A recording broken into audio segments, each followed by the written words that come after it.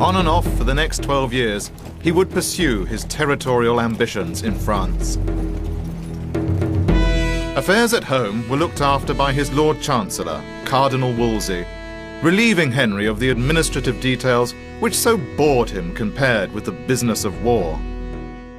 In the years 1522 and 1523, Henry came to within 50 miles of Paris, the furthest that any English king had come since the glory days of Henry V. But by 1525, he'd run out of money, and he was forced to make peace with the French. And there was a crisis looming on his home front. The relationship with Catherine, which had begun so promisingly, was at breaking point. She'd borne him 5 children, but there was only one survivor, Mary, a girl.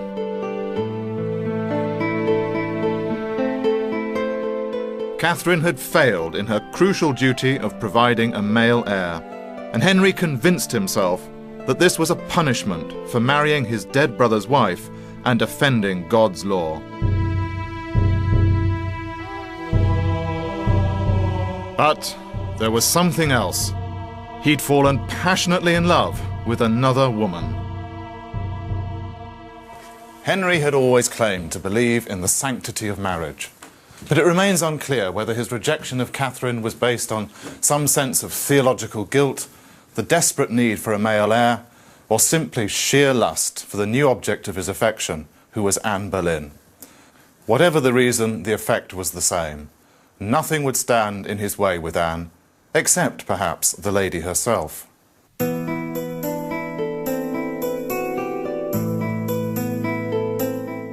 Like Henry, she knew what she wanted, to be queen, and she knew how to get it.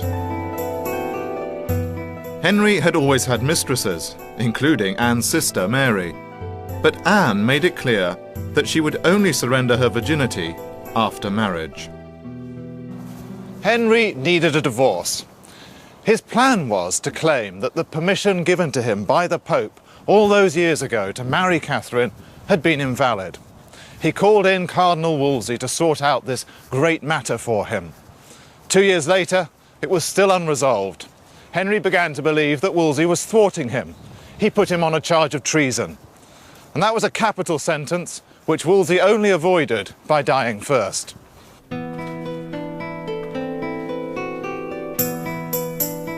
Anne, who was now 28, getting on a bit for those days, took the matter into her own hands. She recruited theologians to prove that kings were rulers of both the state and the church, accountable to the Almighty, not to the Pope in Rome. And if that was so, Henry would not have to get the Pope's permission for his divorce. Anne's plan worked.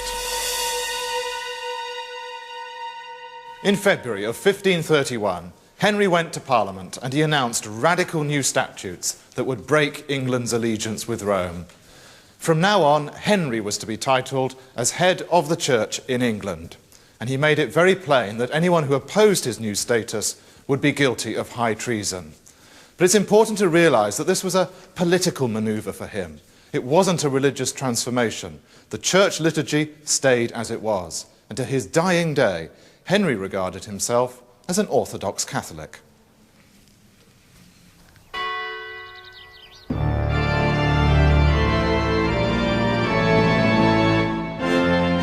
Henry granted himself his divorce, and on the 1st of June 1533, a heavily pregnant Anne Boleyn was crowned Queen of England. 3 months later, she gave birth to a daughter, Elizabeth. But she failed to produce that son, and soon Henry wanted rid of her. Within 3 years, she would lose her head on trumped-up charges of adultery and conspiracy.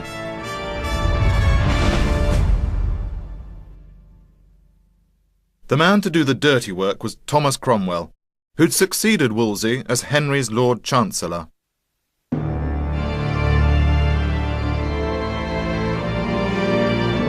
In place of Anne Boleyn came wife number 3, Jane Seymour. And in 1537, a son, Prince Edward. At last, Henry had his heir, and the celebrations were delirious.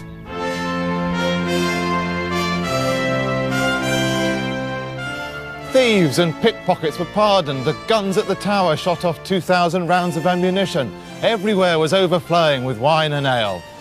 Henry's domestic problems seemed to be resolved, and at last he could pursue his real ambitions of war and empire. But there was one problem remaining: cash. To raise that cash, Henry and his advisors would come up with a ruthless scheme, one which would shatter lives and change the face of England forever.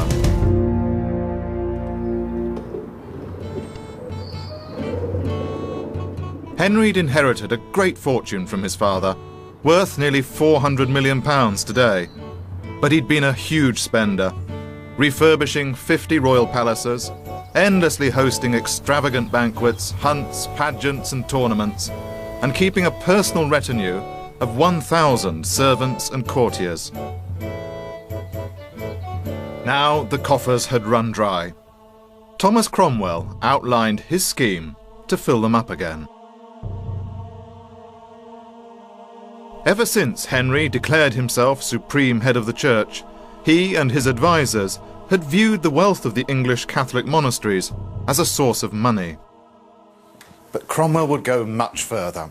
Unlike Henry, who was still faithful to Catholic doctrine, Cromwell was a Protestant zealot who scorned the rich heritage of the Roman Church and its practices of venerating the saints and worshipping with images. As for Henry, anything that buttressed his power at church expense, he was content with. The result?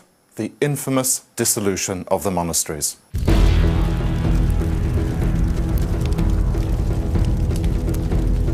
In acts of licensed vandalism, Gothic buildings were destroyed, libraries ransacked, images of the Madonna and saints broken up, and beautiful metalwork melted down.